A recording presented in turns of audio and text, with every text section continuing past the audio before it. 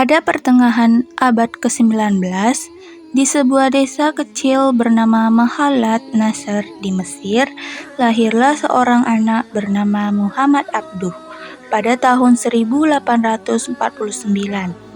Ia tumbuh dalam lingkungan petani sederhana. Namun, sejak muda sudah menunjukkan kecerdasan luar biasa dan rasa ingin tahu yang tinggi. Ia merupakan murid dari Jamaluddin Al-Afghani. Ketika remaja, Abduh dikirim ke Al-Azhar, pusat ilmu Islam yang terkenal di dunia. Di sana, ia mempelajari tafsir, hadis, fikih, dan bahasa Arab. Namun, Abduh merasa gelisah. Ia melihat sistem pendidikan Al-Azhar terlalu tradisional, hanya menekankan hafalan tanpa mendorong pemikiran kritis.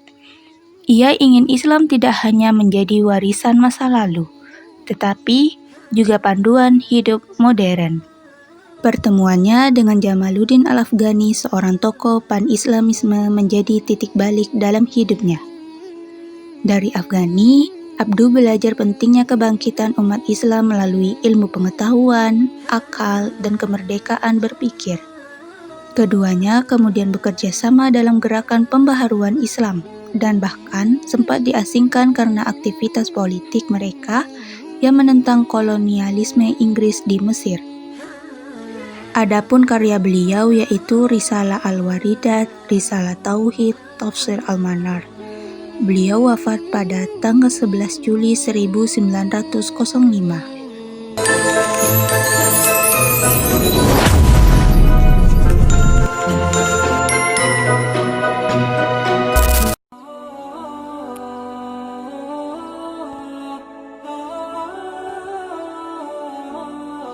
Sebuah desa kecil bernama Kalamun dekat kota Tripoli, Lebanon, pada tahun 1865.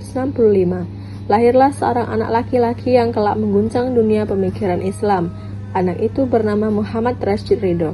Sejak kecil, ia dikenal haus ilmu dan gemar membaca kitab-kitab agama. Ia tumbuh di lingkungan keluarga yang religius, yang menanamkan kecintaan pada Islam dan keingintahuan terhadap pengetahuan modern. Awal perjalanan ilmu Rashid Ridho. Beliau belajar di sekolah tradisional, kemudian melanjutkan ke Madrasah Al-Wataniyah Al-Islamiyah di Tripoli. Di sana, ia mempelajari tafsir, hadis, fikih, dan bahasa Arab.